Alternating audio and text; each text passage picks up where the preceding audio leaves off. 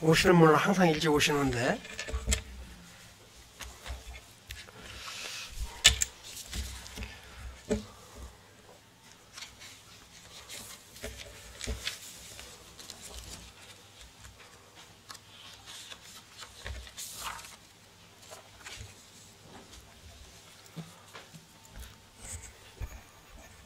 기도하고 시작하겠습니다. 하나님 아버지 감사합니다. 오늘은 주의 날입니다. 온 성도들이 영과 진리로 하나님 아버지께 예배드리기를 원하는 날입니다. 예배 시작 전에 로마서 7장 성경 공부를 통해서 좀 저희들이 죄에서 완전히 해방된 자유임을 알게 하시기를 원합니다. 이런 시간을 통해서 더욱 주님의 성품을 닮아가는 그런 시간이 되기를 원하오니 주님 선히 인도하시고 아직 도달하는 발걸음에 함께 하셔서 재촉해 주시기를 원합니다. 감사를 드릴 때 존귀하신 우리 주 예수 그리스도의 이름으로 기도하옵나이다. 아멘. 오늘은 로마서 7장 공부를 하게 될 텐데, 로마서 7장은 한마디로 말하면 이 율법이 우리 성도들에게 어떠한 역할을 하는 거냐, 그게 핵심이다 이렇게 보시면 됩니다. 그래서 로마서 6장, 지난주에 공부를 하셨는데 6장, 7장, 8장은 성도들의 성화의 삶을 이렇게 언급한다 이렇게 보시면 되겠어요. 근데 이 7장에 이게 보면 이 남편과 아내에 대한 그런 부분이 나오게 되는데, 우선 본론에 들어가기 전에 로마서 5장 20절에 보면 이런 말씀이 있어요. 죄가 더한 곳에 은혜가 넘친다. 그러니까 그러면 죄를 많이 지으면 지을수록 이렇게 은혜가 더욱 풍성하게 넘칠 거 아니냐. 그래서 죄를 많이 지어도 괜찮지 않냐 이렇게 말을 하는데, 정말 우리 주 예수 그리스도와 함께 죽고 산 하나님의 사랑과 은혜에 머물러 있는 그 은혜의 삶을 사는 사람은 절대로 죄 가운데 거할 수 없다라고 하는 것이 핵심입니다. 그래서 6장 15절에도 보면 하나님의 은혜로 죄에서 해방된 자는 순종과 헌신의 삶을 사는 의의 종이 된다. 이렇게 우리는 죄의 종이 아니라 의의 종이다. 그래서 7장 1절에 보면 어떤 말이 나오냐, 이런 말이 나와요.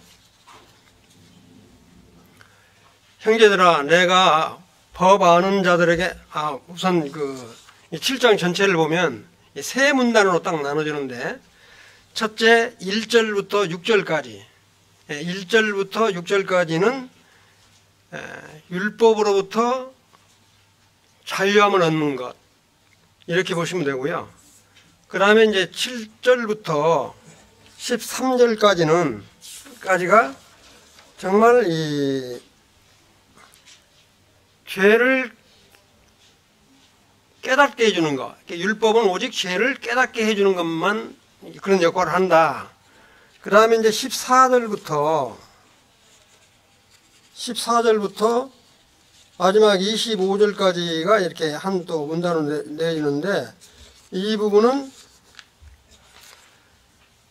그리스도 안에서 정말 우리가 이렇게 성령의 이끌림 받아서 사는 자들인데, 내 안에 있는 성령님으로 사는 것과 우리가 육신의 몸을 가지고 있기 때문에 죄의 법으로 사는 그런 것이 서로 충돌한다 이거죠. 그래서 성령의 법과 육신의 법이 충돌해서 갈등 관계를 일으키는 그런 부분을 이렇게 14절부터 25절까지는 언급을 하고 있어요. 나중에 이제 자세한 걸 말씀드리기로 하고요. 1절에 보면 어떤 말씀이 있냐면 이런 말씀이 있어요. 형제들아, 내가 법 아는 자들에게 말하노니 너희는 그 법이 사람이 살 동안만 그를 주관하는 줄 알지 못하느냐. 남편이 있는 여인이 그 남편 성전의 법으로 그에게 매인바 되나 만일 그 남편이 죽으면 남편의 법에서 벗어나느니라. 이 말은 무지하게 많이 들었을 거예요. 이 무슨 말이냐면 쉽게 이야기하면 이 남편은 율법으로 보시면 돼요. 근데 이 첫째 남편이 이 남편은 너무너무 사람이 선하고 착실하고 정말 아내한테 너무너무 잘해주는 사람이에요. 그런데 이 남편이 아내한테 요구하는 건 뭘 요구를 하냐면 쉽게 이야기를 하면 당신은 아침밥 7시에 정확히 나한테 줘야 되고 12시에 밥을 줘야 되고 저녁에는 6시에 밥을 줘야 됩니다. 근데 이 아내가 그 시간을 맞추기가 굉장히 힘든 거야. 아침 정확히 7시 되면 딱 밥상 차려놓고 그 다음에 12시 딱 되면 또 이렇게 점심밥 차려놓고 그 다음에 6시 딱 되면 밥상을 차려놔야 되는데 사람이 아니 10분 20분 늦을 수도 있고 빠를 수도 있고 그럴 거 아니에요? 근데 남편은 그걸 못 견디는 거야. 왜 저 7시까지 밥 해주게 놓고 안 해주냐?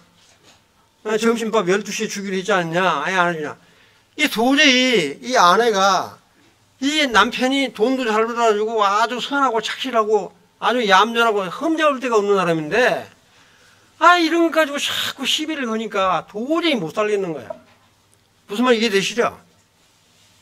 그런 남편은 뭐 살 수 있을 거예요? 근데 이 첫째 남편은 뭐냐? 율법이라는 거예요, 율법. 이 율법은 절대 이렇게 진리이기 때문에 안 변해요. 근데 이게 뭐냐면 아내가 생각하기를 저 남편이 빨리 죽어줬으면 좋겠는데 그러면 내가 시집이라도 갈 텐데 남편이 안 죽는 거예요. 그런데 만약 남편이 안 죽어 있는 살아있는 상태에서 다른 데 시집을 가면 간음한다 간통한다 이런 죄를 짓는데 그러니까 이 여자 아내 이 사람이 바로 성도예요. 이 성도는 그러면 내가 죽어버리면 될 거 아니냐, 내가. 그 우리는 뭐냐면 예수 그리스도와 함께 십자가에 못 박혀 죽어버렸다 이거죠. 죽어버린 것은 끝나면 끝장이에요. 그런데 죽고 부활해서 새 사람으로 돼서 이제 옛 남편하고는 굿바이 되고 새로운 남편인 예수 그리스도와 함께 사는 거다 이거죠. 그거를 지금 언급을 하고 있는 거예요. 무슨 말인지 이해되시죠? 나는 옛 첫째 남편인 율법하고는 완전히 관계가 끊어졌고 이제 나의 새 신랑 되는 예수 그리스도와 함께 사는 자다. 그게 이 7장의 핵심 요인이에요. 그러니까 우리는 죄와는 관계가 있다 없다? 율법하고는 관계가 없는 사람이다. 율법 아래 있는 자가 아니다. 그런 것들을 언급을 쭉 하고 있어요. 그래서 이 25절까지 되니까 중요한 절만 제가 이제 설명드리기로 할게요. 이제 4절을 한번 보시면 그러므로 내 형제들아 너희도 그리스도의 몸으로 말미암아 율법에 대하여 죽임을 당하였으니 이 율법에 대하여 죽임을 당했다는 말이 무슨 말인지 알겠죠? 내가 예수 그리스도와 함께 십자가에 못 박혀 죽어버린 거예요. 그러니까 첫 남편하고는 관계가 없다 이거죠. 이는 다른 이곧 죽은 자 가운데서 살아나신 이에게 가서 우리가 하나님을 위하여 열매를 맺게 하려 함이라. 이 열매를 맺게 한다는 말이 무슨 말이냐면 우리는 옛날에 죄 아래에 있을 때 율법 아래에 있을 때는 죄의 열매를 내고 산 사람들이에요. 근데 우리 예수 그리스도와 함께 사는 우리는 무슨 열매를 맺어야 되겠어요? 성령의 열매를 맺고 살아야 된다 이거죠. 갈라디아서 5장 22절에 보면 9가지 열매가 나오죠. 9가지 열매는 이제 우리가 많이 들었잖아요. 예를 들어서 뭐 사랑, 그 다음에 뭐 희락, 화평, 오래 참음, 자비, 양성, 충성, 온유, 절제 이렇게. 그리고 우리는 죄 아래, 율법 아래 있을 때는 이렇게 죄의 열매를 내고 살았는데 이제 예수 그리스도 안에 사는 우리는 성령의 열매를 맺고 살아야 된다. 이제 그를 지금 언급을 하고 있는 거고요. 그러니까 율법은 절대 안 없어져요. 안 죽는다고요. 무슨 말 이해되시죠? 우리 이제 마태복음 5장 17절에 보면 율법은, 이 법은 1.1획도 하나님의 말씀은 안 없어진다고 그랬어요. 절대 안 없어져요. 그리고 우리는 아까도 말씀드렸지만 십자가에서 예수 그리스도와 함께 죽어버린 나는 이제 율법과는 상관이 없다. 율법으로부터 노임을 받은 자다. 무슨 말 이해되시죠? 예. 그 다음에 6절에 한번 건너뛰면 6절, 이제는 우리가 얽매였던 것에 대해 죽었으므로, 얽매였던 것에 대해 죽었다는 말은 율법에 매여있던 우리가 내가 죽어버렸기 때문에 관계가 없다, 그런 이야기예요. 예. 벗어났으니 이러므로 우리가 영의 새로운 것으로 섬길 것이요. 영의 새로운 것, 그러니까 우리는 성령의 인도하심에 따라서 살아야 된다 이거죠. 아까도 말했지만 성령의 9가지 열매를 맺고 살아야 된다 이렇게. 근데 여기서 보면 이제 율법에서 벗어났으니 이러므로 우리가 영의 새로운 것으로 섬길 것이요 율법의 조문, 율법의 조문으로 우리가 이제 얽매여 사는 게 아니란 말이에요. 그래서 이건 그러니까 율법의 조문은 묵은 것이다 이렇게, 묵은 것, 새 것이 아니고. 우리는 오직 하나님 앞에서 의롭다 인정을 받은 자, 그러니까 의롭다 인정을 받았다라고 하는 것은, 내가 의롭다고 여김을 받았다라고 하는 것은 우리가 득이 칭이라고 그랬죠. 하나님 편에서 이렇게 의롭다고 여겨주신다, 칭이라고 이야기를 했고요. 나는 의롭다고 여김을 받았다. 그런 자이기 때문에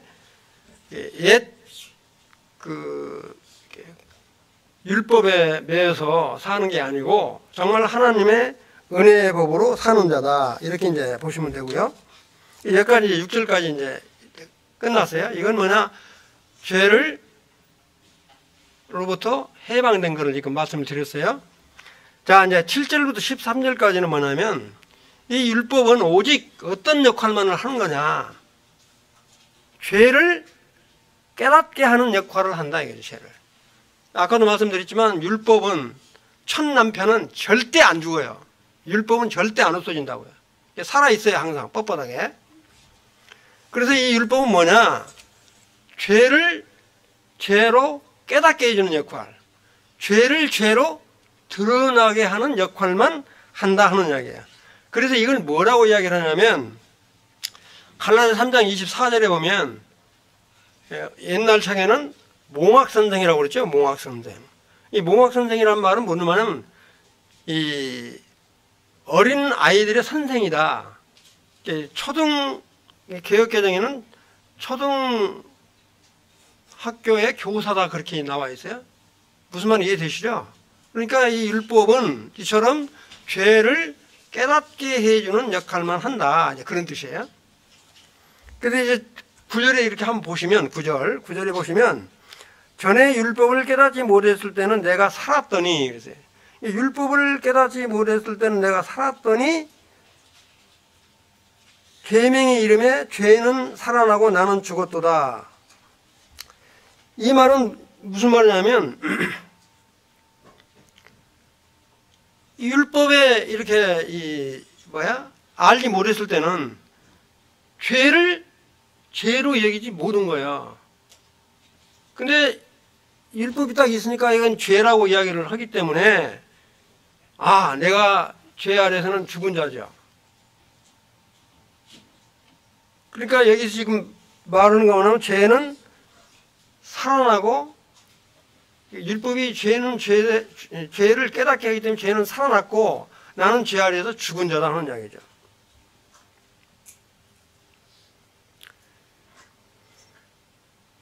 그 다음에 10절에 보면 여기 아주 재밌는 말씀이 있어요. 10절, 생명에 이르게 할 그 계명이 생명에 이르게 할 그 계명이 내게 대하여 도리어 사망에 이르게 하는 것이 되었도다. 여기 생명에 이르게 할 그 계명이라는 게 무슨 말이에요? 생명에 이르게 할 계명. 이거는 우리 주 예수 그리스도가 내 죄를 위해서 십자가에 못 박혀 돌아가신 것을 보통 뭐라고 그러죠? 대속, 속죄. 또 우리 이제 이 로마서 3장 24절에서는 뭐라고 나오냐면 이렇게 예수 안에 있는 속량으로 이렇게 나왔어요. 속량은 뭡니까? 노예예요, 노예. 노예로 해방시켜주기 위해서는 뭘 해야 돼요? 노예를 살 만한 돈을 주고 지불을 하고, 내가 이렇게 노예를 사버려서 노예를 해방시키면 노예로부터 해방받을 수 있는 거죠. 그처럼 우리가 죄인 된 우리를 예수 그리스도를 어린 양으로 주고 우리 죄를 없이 해버린 거예요. 속량한다. 이걸 보통 우리가 대속한다, 속죄한다 이런 표현을 쓰잖아요. 같은 의미인데, 이와 같은 계명에 대해서 이런 계명을 내가 알았으면 내가 사망에 머물러 있는 거예요? 이렇게 생명으로 머물러 있는 거예요? 내가 이렇게 대속의 의미를, 대속에 대한 그걸 깨달았으면 내가 사망에 이르는 거예요? 이렇게 생명에 이르는 거예요? 생명에 이르는 거예요. 생명이 이른 거예요. 그런데 뭐라고 이야기하냐면, 내가 이걸 깨닫지 못했을 때는 사망에 이르게 되었다, 이렇게 표현을 하는 겁니다. 무슨 말인지 이해되시죠? 예. 그 다음에 건너뛰어서요 13절에 보시면, 그런즉 선한 것이 내게 사망이 되었느냐, 선한 것이 내게 사망이 되었느냐, 그럴 수 없느니라. 오직 죄가 죄로 드러나기 위하여 선한 그것은 뭐예요? 선한 그것으로 말미암아. 근데 선한 그것은 바로 율법을 말합니다. 선한 그것이라고 표현할 때 선한 그것은 율법을 말해요. 율법으로 말미암아 나를 죽게 만들었으니, 율법 아래에 있는 사람은 죽을 수밖에 없어요. 죄를 정죄하니까. 이는 계명으로 말미암아 죄로 심히 죄되게 하려 함이라. 그러니까 죄를 죄로 확 드러나게 하는 것이 바로 뭐냐면 율법이다 이거죠. 이 율법은 아주 쌩쌩이 살아있는 거예요.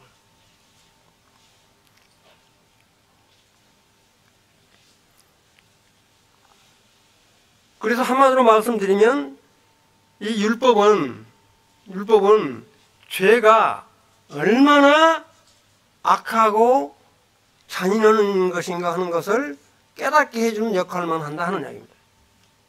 죄가 정말 이 사망에 이르게 하는 거니까 이 죄를 알게 하는 것은 오직 율법이다 이거죠. 예를 들어서 우리가 이런 말 있죠. 탐심은 죄라고 그러죠. 그럼 얼마만큼 욕심을 부려야 죄가 아니고 죄가 되고 그러는 거예요? 근데 이 성경에는 그렇게 나와 있거든요. 탐심은 죄라. 이런 말이 없다면 우리가 죄를 죄로 여기지 않을 수 있다는 거예요. 그러니까 이 오직 율법이라고 하는 것은, 글로 써진 율법이라고 하는 것은 죄를 죄되게 한다. 이렇게. 여기까지 이해되시죠? 네. 그 다음에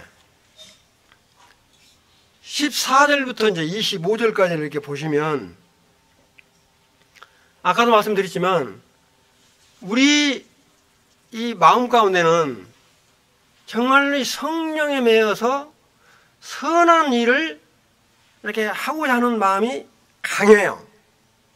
근데 나도 모르게 육신의 정욕에 끌려서 내가 원치 않는 죄를 하는 거야. 죄를 짓고 마는 거야.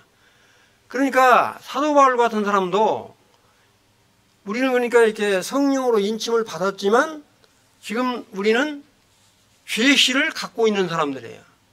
나는 이제 예수 그리스도로 이렇게 속죄를 받은 사람이니까 완전한 의인이다, 완전 성화다, 이렇게 하는 사람이 있는데 이건 잘못된 분별이라고 봐지고요.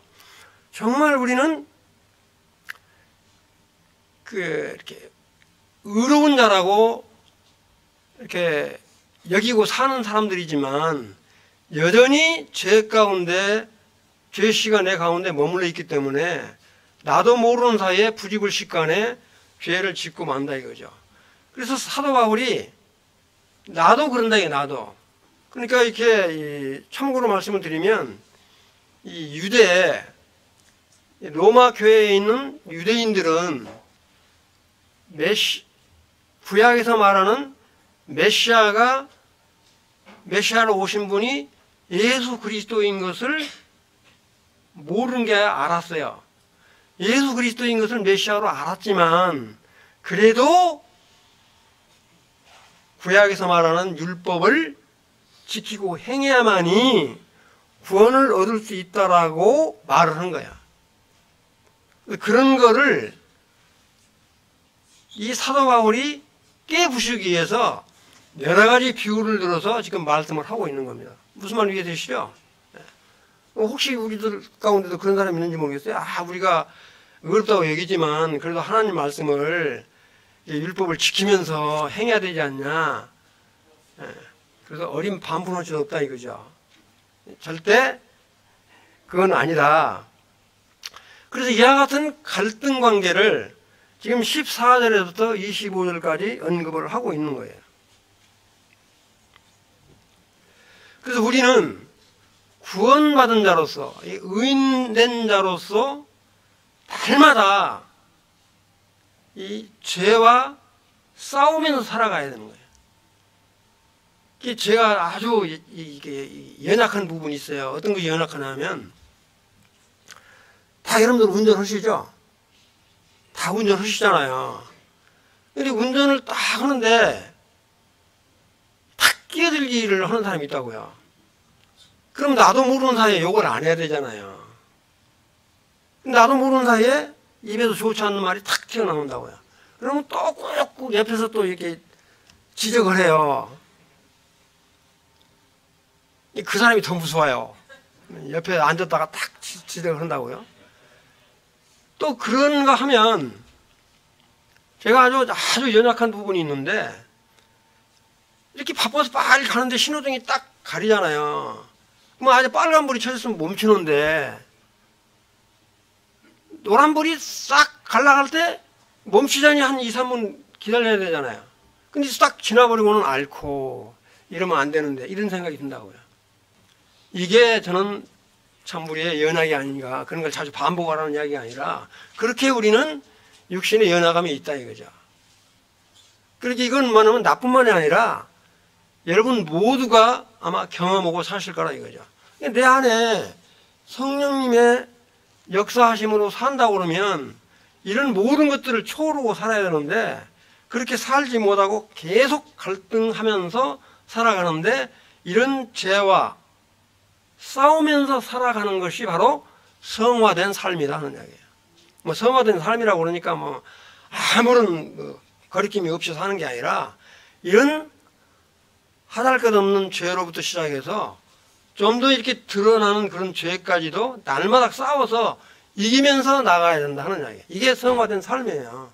그래서 우리는 완전 성화를 주장할 수 없다 하는 이야기입니다. 무슨 말 이해되시죠? 예. 그런 것이 14절, 15절, 16절 쭉 나오는데, 자, 이게 이제 건너뛰어서요. 21절에 한번 보시면, 21절. 그러므로 내가 한 법을 깨달았노니, 곧 선을 행하기 원하는 나에게 악이 함께 있는 것이로다. 지금 내가 설명드린 거예요. 난 정말 그 선한 일을 하고 싶어요. 그런데 어느 순간에 선이 안 나온다고요. 그래서 우리 구원받을 우리는 마음 가운데 성령님이 계시기 때문에 항상 선을 추구하고 살아요. 그렇게 아는 사람 아마 없을 거예요. 우리 성도들 중에서. 그러나 내 안에 뭐가 함께 있다고요? 죄가 함께 있다라고 하는 거야. 나는 죄가 절대 나한테는 안 붙는다. 이렇게 생각하시면 오해예요. 그런데 더 또 놀라운 건 뭐냐면 이 사단마귀가 우리가 성령 충만함으로 계속 살 때는 그런 건 능히 이길 수 있어요. 근데 우리가 하루에도 12번씩 우리가 변하잖아요. 그런 가운데 사탄이 우리의 연약한 그런 부분들을 탁 건드린다고요. 사탄이 뭐라고 그래요? 우는 사자처럼 두루 살핀다고 그러잖아요. 그런 게 있기 때문에 우리들은 정말로 깨어있지 않으면 넘어질 수밖에 없는 자들이다. 22절에 보면요. 내 속사람으로는 하나님의 법을 즐거워하되 그랬어요. 여기 보면 하나님의 법을 즐거워하되, 그럼 이게 하나님의 차라리 율법이라고 그랬으면 싫던데 하나님의 법이라고 그랬는데 하나님의 법이 뭐예요? 하나님의 법. 하나님의 법을 즐거워하려 그랬어요. 하나님의 법은 율법을 말하는 거냐? 학자들이 의견이 분명해요. 학자들 간에도. 하나님의 법이 율법을 말하는 거다. 율법을 말하는 건 아니다. 이렇게 이야기를 하는데 우리 공동 번역에서는 아예 하나님의 율법으로 딱 번역을 해버렸어요. 그런데 일부 학자들은 이건 하나님의 법이라고 나오는 것은 율법만을 말하는 게 아니고 하나님이 정한 원리 원칙이 있어요. 예를 들면 만유인력의 법칙이라든지 에너지 보존의 법칙이라든지 연력학 제1, 제2, 3법칙이라든지 여러분들 한번 생각해 보세요. 한번 내 질문 한번 드려볼까요? 노아 홍수 때 이 지구를 물로 싹 뒤덮였어요. 물로 안 뒤다 뒤덮였다고요. 그럼 그 물이 어디로 갔다고 생각하세요? 그렇게 이 지구를 완전히 덮어버린 이 물이, 그 물이 다 어디로 갔다고 생각하시나고요? 물이 눈에 안 보이니까 그 물이 없어져 버린 것처럼 생각할지는 모르지만 이 물은 질량의 보존의 법칙에 의해서 절대 안 없어져. 있어요. 어디가 있냐? 땅속에 숨어져 있고 공중에 날아가 있고 우리 눈에 안 보일 뿐이라고요. 바다에 있고. 무슨 말 이해되시죠? 이와 같이 한 물체는 절대 안 변한다. 이와 같은 하나님이 정한 원리 원칙을, 율법을 하나님의 법이라고 말한다 이거죠. 그러니까 하나님이 정한 그 법에 따라서 살기를 우리가 원하지만, 무슨 말 이해되시죠? 하나님이 다 정해놓은 거예요. 아니 비행기는 우리 만류 인력의 법칙이라고 그러죠. 중력은 반드시 밑으로 떨어지게 되어 있잖아요. 근데 양력의 법칙에 의해서 싹 달려가면 공중은 뜨지요. 이게 하나님이 범한 원칙이라고요. 양력의 법칙이라고요. 이와 같은 하나님이 정한 이 원리 원칙, 이런 것을 우리가 즐거워하지만 내 속 사람은 그렇다는 거예요. 그런데 실제 그러지 못한다는 거죠. 무슨 말 이해되시죠? 네. 자, 23절 한번 봅시다. 내 지체 속에서 한 다른 법이 내 마음에 바꿔 싸워버렸어요. 한 다른 법이 뭐예요? 내 지체 속에서 한 다른 법이, 내 마음 속에는 무슨 법이 있다는 거예요? 두 법이 있다는 거죠. 한 다른 법이 있고 내가 원하는 마음의 법이 있어요. 한 다른 법이 무슨 법이겠어요? 이 한 다른 법은 육신적인 법, 죄의 법. 이런 죄의 법이 내가 이렇게 하나님이 나에게 정해주신 이 성령의 법, 이 법하고 아까도 말했지만 딱 싸운다 이거지. 내 마음 가운데서. 어떤 사람은 우리 마음 가운데 우리 몸이 뭘로 구성되어 있어요? 혼과 영과 몸으로 되어 있다고 그러잖아요. 이렇게. 그런데 어떤 사람은 이렇게 이해하냐. 혼도 좋은 혼이 있고 나쁜 혼이 있다. 이렇게 말하는 사람이 있어요. 저는 그건 찬성하지 않는데 그렇게 주장하는 사람이 있다고요. 그러니까 한마디로 말하면 혼은 지정의를 다 살피는 사람이잖아요. 지정의를 다 살피잖아요. 이렇게. 지식과 그다음에 의로움과 이렇게 선하고 악하고 하는 것들을 다 분별한다 이거죠. 이렇게. 싸워 내 지체 속에 있는 죄의 법으로 나를 사로잡는다 이거죠. 그러니까 얼마나 우리가 마음 가운데 갈등함이 있어요. 이 사도 바울이 이거를 고백을 하는 거야. 우리 믿는 성도도 이와 같은 내 마음에 육신의 법과 성령의 법이 계속 마찰을 일으키면서 산다. 그래서 뭐라고 이야기하냐면 24절에 보면 오라 나는 뭐야? 곤고한 사람이다. 곤고하다는 말은 뭔 말이냐? 쉽게 이야기하면 너무너무 내가 비참한 사람이다. 너무너무 불쌍한 사람이다. 그런 뜻이에요. 뭐 곤고하다고 그러니까 뭐 좀 어렵게 생각될지 모르는데 내가 정말 원하는 내 마음대로 안 되고 이렇게 마음에 갈등이 있다. 나는 사도 바울 형님이 뭐라고 얘기하냐면 정말 나는 불쌍한 사람이다. 정말 나는 비참한 사람이다. 곤고한 사람이다 하는 말이 그런 뜻이다 이거죠. 그러면서 25절에 뭐라고 했습니다. 25절 같이 읽읍시다. 시작. 우리 주 예수 그리스도로 말미암아 하나님께 감사하리로다. 그런즉 내 자신의 마음으로는 하나님의 법을 육신으로는 제 법을 섬기노라. 이 결론이에요. 이렇게 하나님을 우리가 찬양하고 하지만 내 마음 속에서는 정말로 성령의 법, 하나님이 정해주신 원리 원칙에 따라서 살고 싶지만 내가 원치 않는 죄의 법에 내가 끌려갈 때가 있다. 그러니까 나는 정말로 구제불능이다 이거죠. 여러분들 가끔 정말 나는 구제불능이라는 생각을 하면서 사시나요? 네. 그렇게 지금 독백을 하고 있는 겁니다. 그러니까 이게 얼마나 우리가 힘드는 삶을 이렇게 계속 죄와 갈등 관계에 살면서 우리는 의의 법에 더 가까이 가도록 계속 싸우면서 승리하는 삶을 살아가는 것이 바로 성화의 삶인데 이 성화의 삶의 결정판은 로마서 8장에 아주 정확히 언급이 되어 있죠. 이렇게. 우리는 한 번 구원받으면 취소될 수 있어요? 없어요? 절대 없어요. 그런데 구원 취소론자들이 의외로 많이 있어요. 우리는 한 번 예수 그리스도 안에 들어가 있으면 절대 이렇게 뺏기지 않는다 이거죠. 그런데 중요한 건 뭐냐면 하나님께서 구원받은 사람이지만 하나님의 말씀을 자꾸 거스르고 그러면 그냥 죽임을 받을 수도 있어요. 이 죽임을 받는 거하고 그냥 이게 하나님 나라에 못 가는 거하고는 차원이 다른 이야기예요. 무슨 말 이해되시죠? 그러니까 구원을 받은 출애굽해서 이 가나안 땅에 들어갔던 유대 사람들은 구원받은 사람이에요? 구원 안 받지 않은 사람들이에요?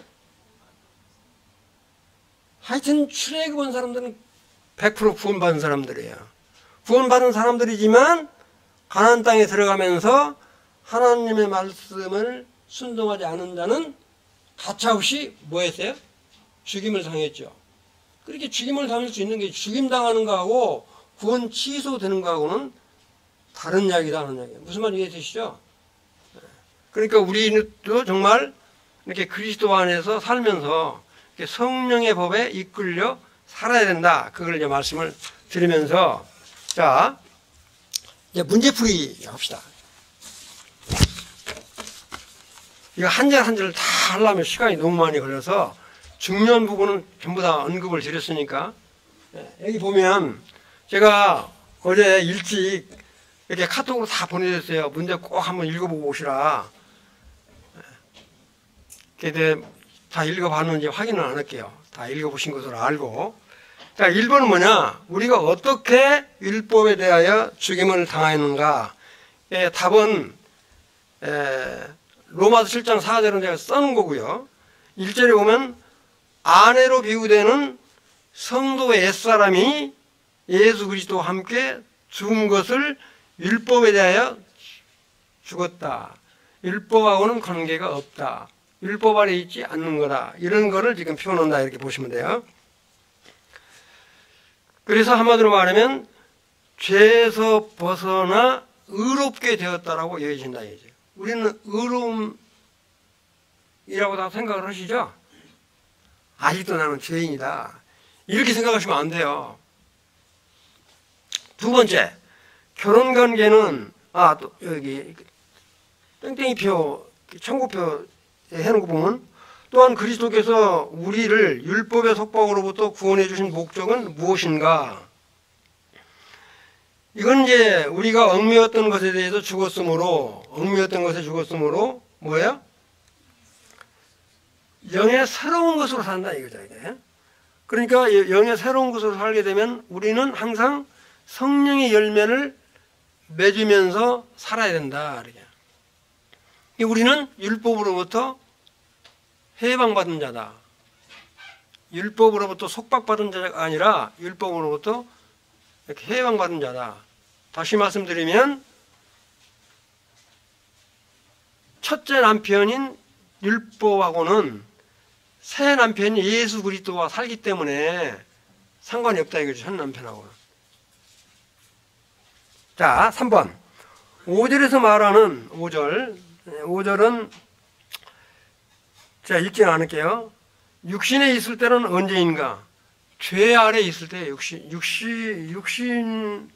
있을 때, 육신적이다. 육신에 있을 때는 죄 아래 있을 때, 또 하나님의 말씀에 민감하지 못하고 지 마음대로 할 때가 바로 육신에 있을 때다 이거죠.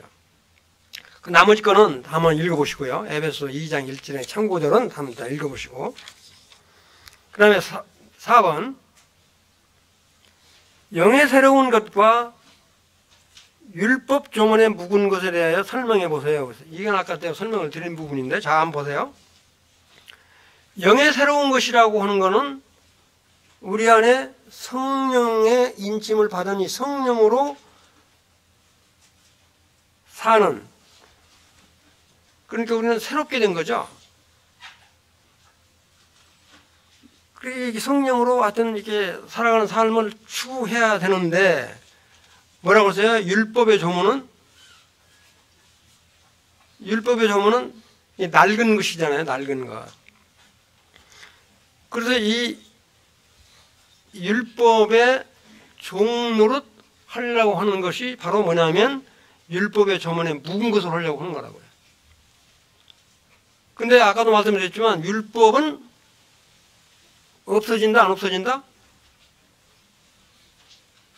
율법이 없어져요? 말씀을 안 하시네. 율법은 절대 안 없어져요. 율법은 항상 살아있어. 첫 남편이 죽은 게 아니라 내가 죽은 거라고, 내가. 율법은 딱 살아서 빳빳이 있어요, 항상. 그러니까 그 율법을 보고, 이게 죄다라는 걸 알게 해주는 것이지, 율법과 상관이 없다고 그러니까 율법이 죽었다고 그러니까 율법이 정말 없어져버린 것으로 생각하는데, 율법은 우리가 하늘나라에 갈 때까지도 아마 율법은 살아있을 거예요. 율법은 빳빳이 서 있어요. 살아있어요. 우리가 예수 그리스도와 함께 죽었기 때문에 율법과 상관이 없다라고 하는 것이다. 이걸 하여튼 명심해 주시길 바랍니다. 그 다음에 5절.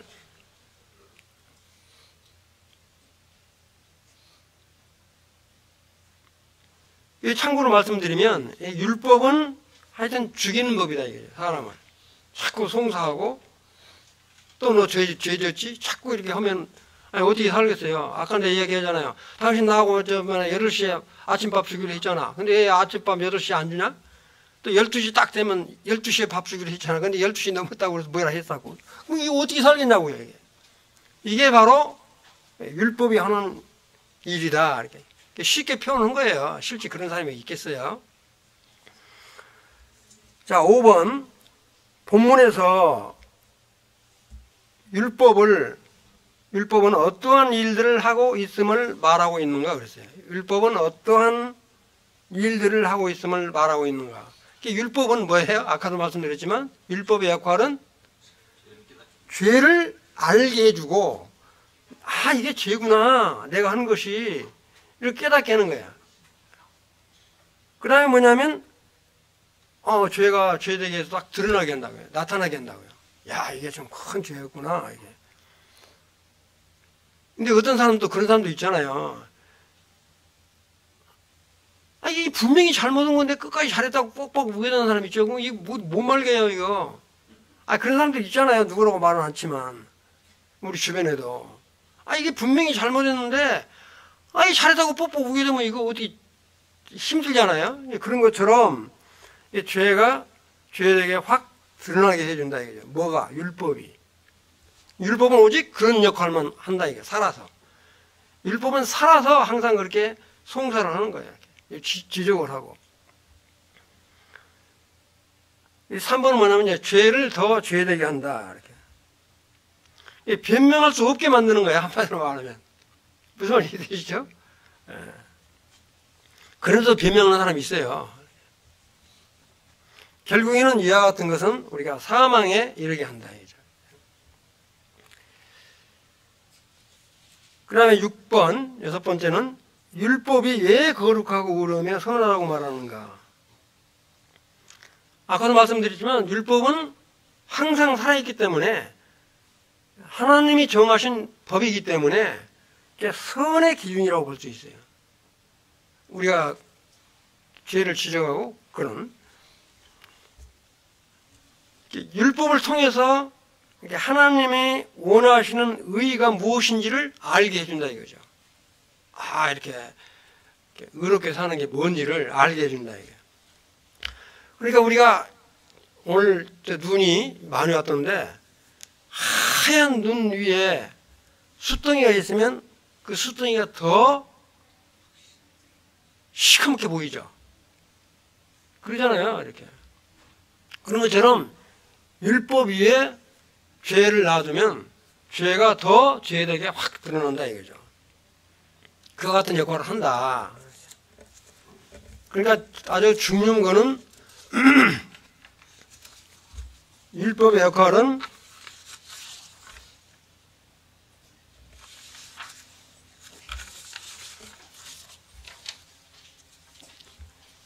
그 다음에 7번 바울은 육신에 대해 어떻게 정의하고 있는가? 바울은 육신에 대해서 어떻게 정의하고 있는가? 내가 지금 써놨는데 내 성품, 내가 원하는 것은 행하지 않고 내가 성령의 법으로 살고자 하는 것은 행하지 않고 내가 그 원치 않은 거야. 내가 원치 않게. 내가 싫어하는 것, 미워하는 것, 마음에 안 드는 것, 이게 죄. 이런 것은 안 하고 싶은데도 이끌려서 내 육신의 몸, 죄 때문에 이끌려서 이렇게 악을 행하는 이와 같은 거. 그러니까 육신은 아까도 말씀드렸지만 우리가 성령으로 인침을 받았기 때문에 절대 우리는 죄인은 아니다. 의인인데 내가 여전히 죄실을 죄성이 내 안에 남아있기 때문에 이처럼 죄를 내가 원치 않는 죄를 지을 수밖에 없게 되는 경우도 있다. 이렇게 이해를 하시고요. 8번 내가 원하는 것을 행치 아니하고 도리어 미워하는 그것을 행하는 죄에 대해서 이것을 행하는 자가 내가 아니요 내 속에 거하는 죄인이라 라고 말할 수 있는 무엇인가. 문제도 굉장히 똑같은 말을 다 비슷비슷하게 막 해놔서 그러는데 이 말은 무슨 말이냐. 우리가 율법에 대해서 내가 죽임을 당했기 때문에 죄와는 상관이 없는 자다 이거죠. 죄와는 상관이 없는 자이지만 죄의 몸, 죄성이 남아있기 때문에 내가 원치 않는 죄를 짓고 말 수밖에 없다. 무슨 말 이해되시죠? 같은 말이 조금씩 다른데 계속 똑같은 말을 몇 번 지금 반복을 하고 있는데 그 다음에 이제 갈라디아서 5장 16절 17절은 이제 한번 참고로 보시고요. 9번째 바울은 자신이 깨달은 한 법에 대하여 어떻게 설명하고 있는가. 바울은 자신이 깨달은 한 법이라고 하는 것은 내가 1번, 2번, 3번 이렇게 써놨는데 내가 원하는 바 선은 행치 아니하고 뭐라고 했어요? 도리어 원치 아니하는 악을 행한다. 그 다음에 뭐냐면 내 속 사람은 하나님의 법, 아까도 말씀드렸지만 하나님이 정하신 원리 원칙 그런 거에 따라서 살기를 원하되 내 지체 속에 있는 다른 육신의 법에 따라서 살 수밖에 없다. 그래서 결론적으로는 뭐냐? 마음으로는 하나님의 법을 원하고 있지만 실제 내 속에 있는 육신의 정욕에 따라서 살 수밖에 없는 것을 깨닫게 해준다 이거죠. 그 다음에 여기 이 땡땡이 쳐는 거 보면 이 별표라고 해야 되나요? 참고표라고 해야 되나요? 이게 바울은 죄로 인해 고민하는 자신의 모습을 어떻게 표현하고 있으며 여기서 얻은 교훈은 무엇인가? 아까도 제가 말씀드렸잖아요. 그런 이게 성령의 법과 하나님의 법과 육신의 법이 서로 내 마음 가운데서 갈등하고 있기 때문에 사도 바울이 나는 곤고한 자로다, 비참한 자로다, 내가 정말로 불쌍한 자로다 이렇게 이제 표현하고 있다는 거예요. 10절 10번 원하는 이것과 미워하는 그것이 함께 있는 것이다. 우리에게 무엇을 교훈하고 있는가? 한마디로 말하면 계속 우리는 마음 가운데 성령의 법과 하나님의 법과 죄의 법과 갈등하면서 살 수밖에 없다. 그래서 우리는 이거를 성령의 법으로 이겨야 된다. 갈라디아서 보면 우리잖아요. 성령의 법, 소욕과 육신의 소욕이 서로 충돌한다는 말씀들이 성경에 나오잖아요. 그걸 이제 말씀을 한다는 걸 이해를 하시고요. 그 다음에 11번. 이 과에서 얻은 교훈은 무엇인가? 그래서 제가 1번, 2번, 3번, 4번, 5번 쭉 써놨는데, 이건 지금까지 한 거를 총 종합해서 말씀을 드리면, 율법의 정죄로부터 우리는 정말 자유함을 얻은 자다. 여러분들 다 자유하고 사시죠? 지금도 율법을 매서 사는 사람들 아니시죠? 대답들 안 하시네. 조금 전에 말씀드린 우리가 율법에 대해서 죽었다고 그래서 율법은 절대 안 없어진다. 율법은 살아서 우리가 늙어 죽을 때까지 딱 살아 지켜보고 있다고요. 율법은 죄를 깨닫게 해주는 역할만 한다. 율법은 절대 우리를 구원 못 시켜요. 무슨 말 이해되시죠? 네.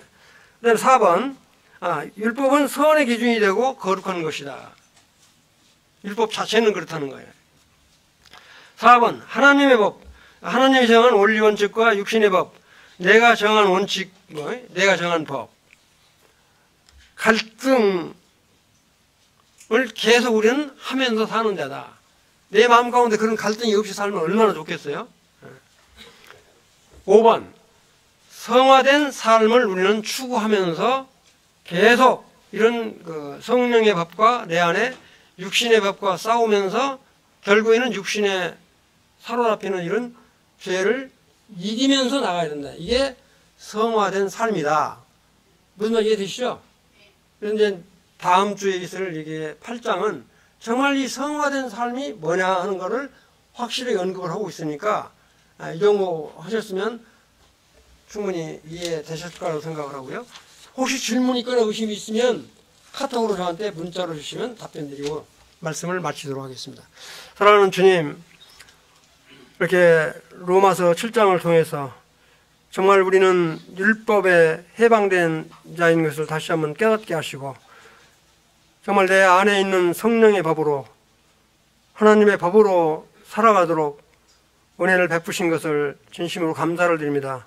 이외에 있을 예배 가운데도 함께 하시옵소서. 감사를 드리며 우리 주 예수 그리스도의 이름으로 기도를 드렸습니다. 아멘.